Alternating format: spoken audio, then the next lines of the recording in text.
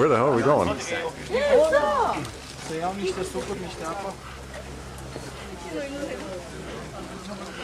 Gina is rendered speechless at the sight of the castle.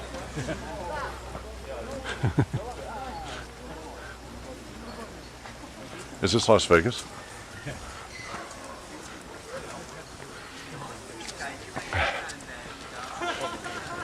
For the people watching this film, we've just made an exhaustive, would you say, half-hour climb up the side of a mountain to get here.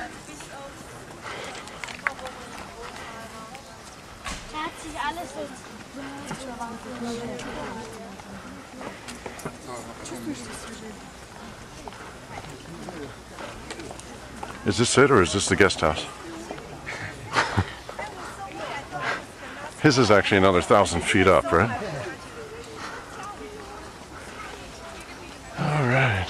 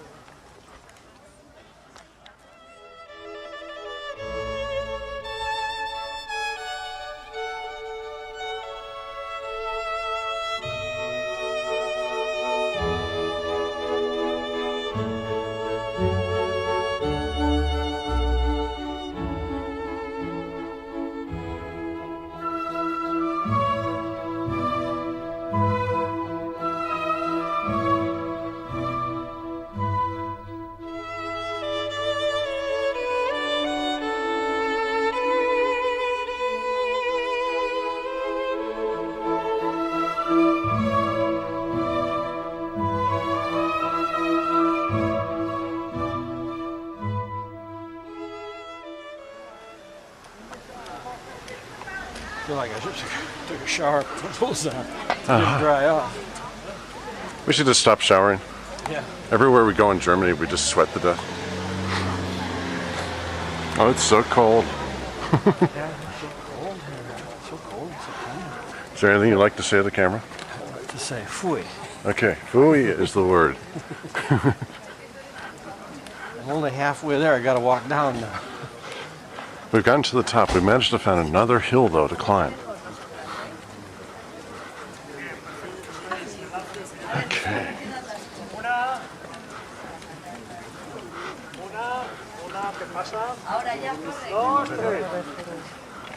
Don't stop. ¿Ha sonado pipí? Sí. A ver, es que no salen. Ahora tengo una batería.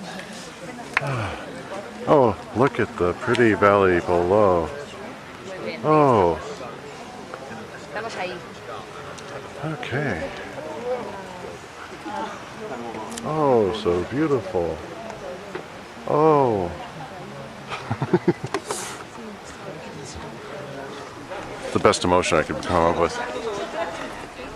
All right.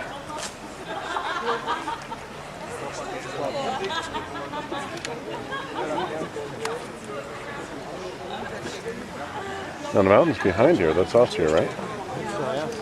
Okay. Got a close-up of Austria.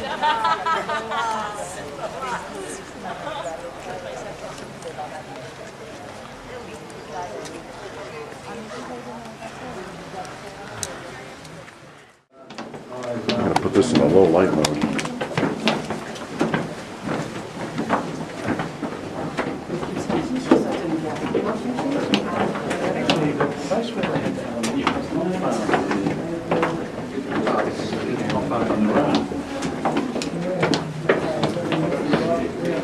Don't trip. It wasn't enough. So you have to climb up the hill. Go in the dungeon?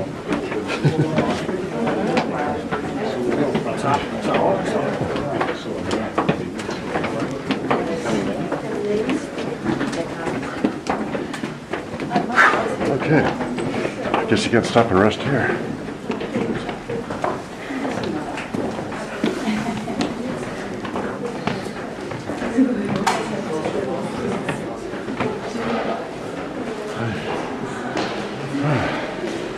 Okay, good thigh workout.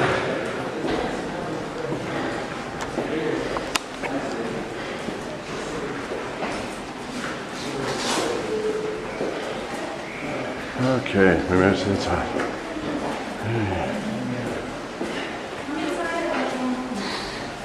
Nice windows here. They just kind of reach out and hit you.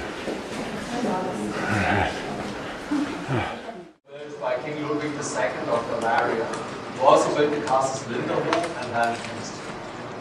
Building time was approximately 17 years.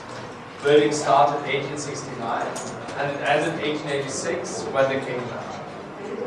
King Ludwig died under quite mysterious circumstances in the Lake Starnberg, that's a big lake in Europe.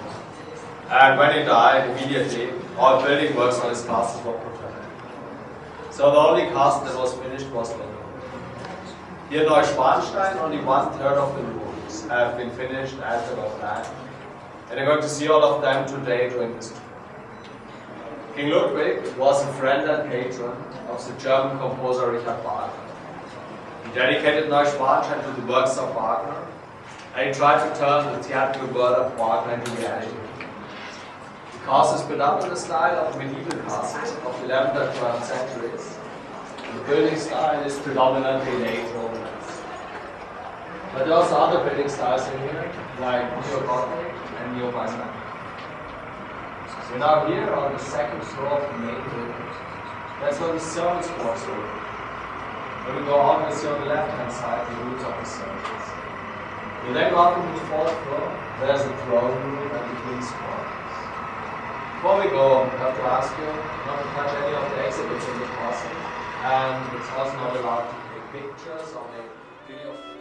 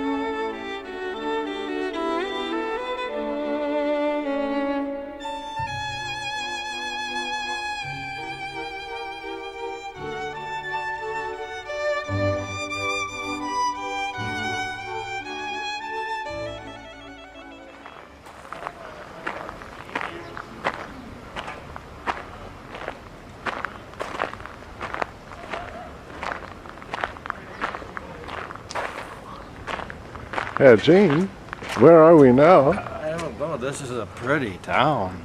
All these pretty flowers. All kinds of flowers and stuff. Lots of things that are very expensive.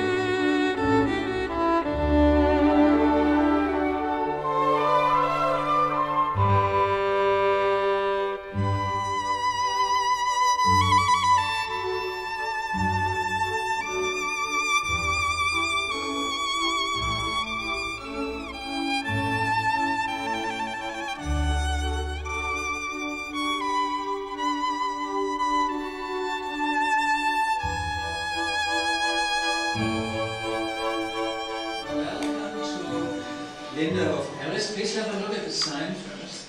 That means, of course, you may take pictures without flash. I don't mind. Yeah? I don't know what your guide told you. Is there time to see the grotto? No? You didn't mention the grotto? Okay.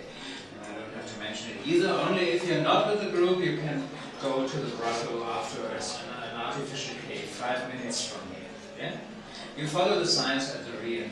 This is where our tour starts, the entrance hall of Lindenhof, the smallest of 3 palaces, built for Ludwig II of Bavaria, same king who built Neuschwanstein, a world-famous palace on top of a hill about 50 kilometers west, and Heron Chiemsee on an island amidst the Bavarian Lake. He chose beautiful spots. This is the smallest but most ornate. It was built within 9 years, between 80 to 69 and 78, and since Ludwig very much admired the French absolutist kings, it was built in French style and looks a lot like the French palace of Versailles. This is the French king who built Versailles, by the way, Louis XIV, the Sun King, who really was the idol of the Bavarian king. But always keep in mind, he had lived more than 150 years before Ludwig II, another era. But the architectural style is the same. That means Lindenhof looks much older than it actually is. This was built by the end of the 19th century only. Yeah? On our way upstairs, you can have a look at 3 precious vases. Ludwig was a collector of vases. A blue one is from the Severus manufactory near Paris. And the ones in the corners, Chinese bronze vases inlaid with enamel, which are more than 200 years old now. Just take the step on the right-hand side, Servus, and the real splendor starts on the first floor. Du gehst dann dazwischen rein, gell? Zwischen den Franzosen, ne? Ja, ja, anders schafft man es nicht. Follow me, please.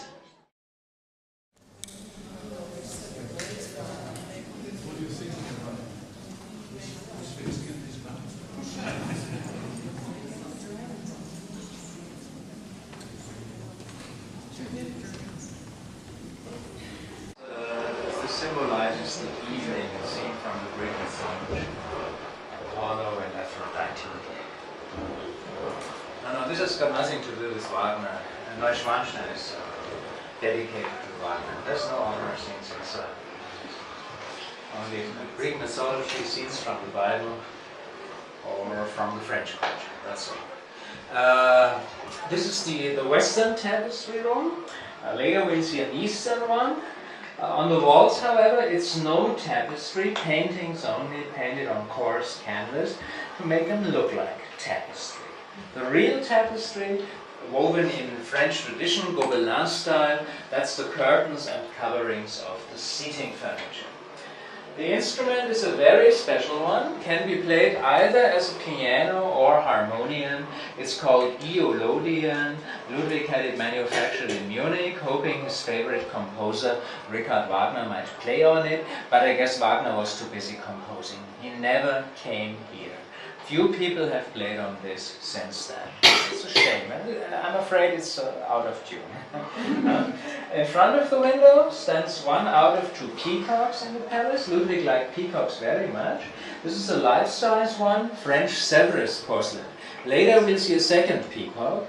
Both birds had to be carried downstairs by the servants, had to be placed next to the entrance to show that Ludwig was in residence. He used the birds instead of flags, as you can see. He was a very romantic person.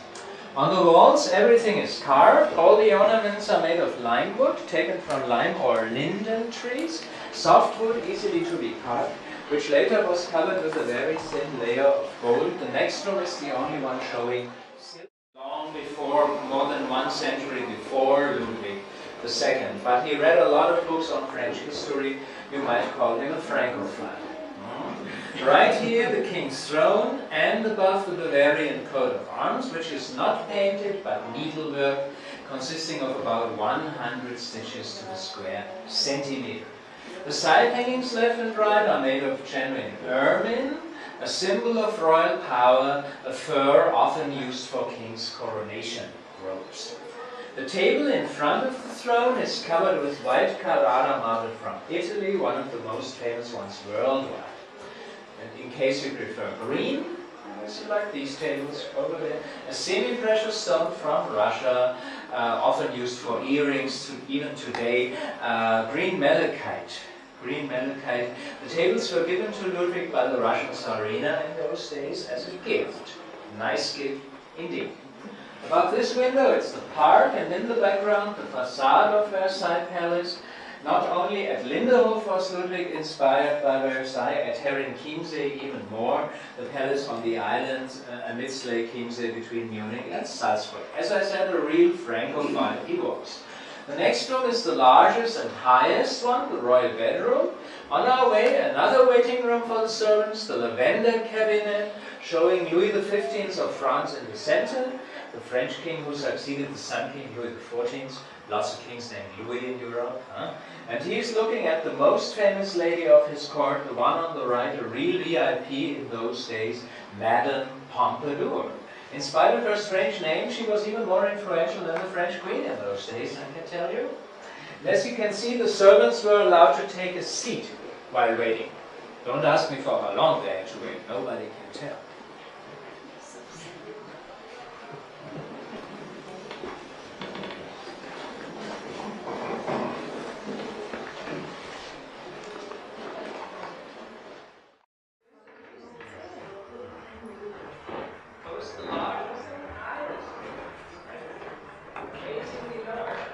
And of course, like almost everything in here, inspired by Versailles.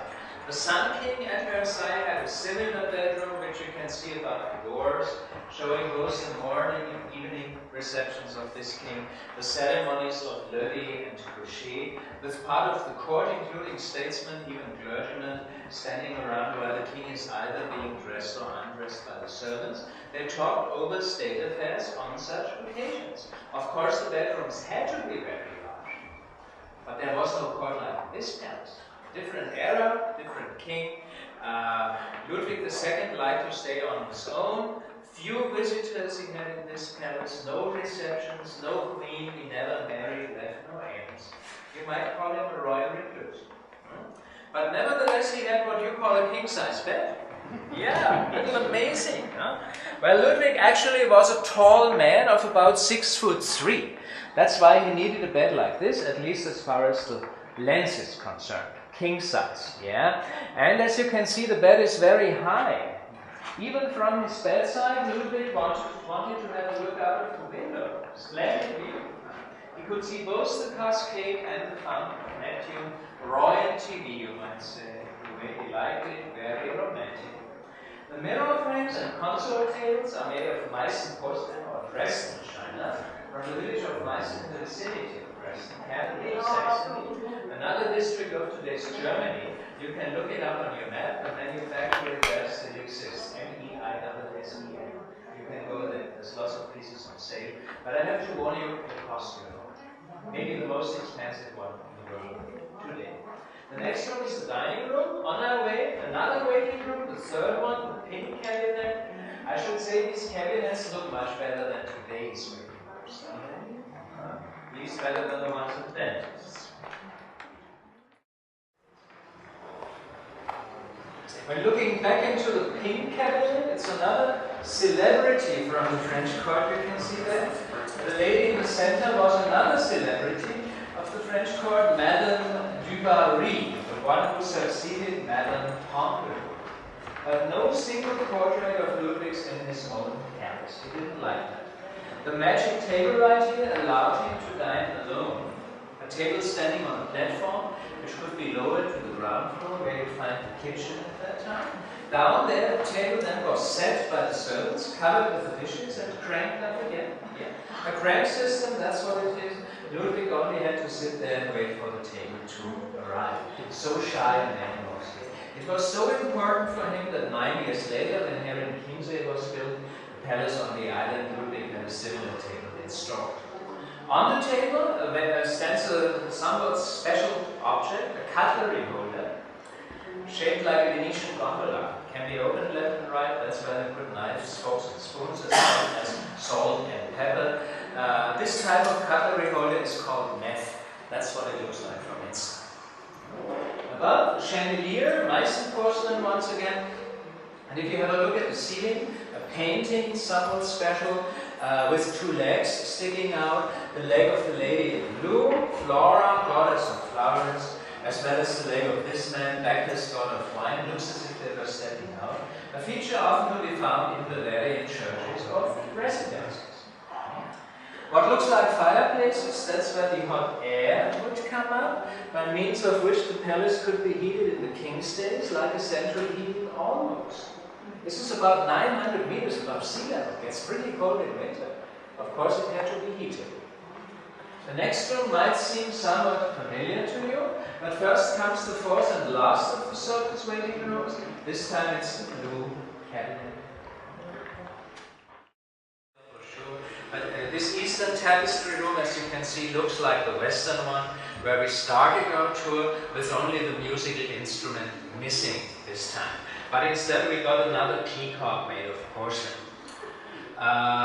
The marble is from Belgium this time, the black one used for the coatings and the mantelpiece, one out of 7 different kinds of marble in the palace. This door does not lead to another room, it leads to the staircase being the center. The palace, you've been walking in a circle all the time, you might use this as a shortcut. But of course we won't leave the palace without having seen the most ornate room, which is the room of mirrors.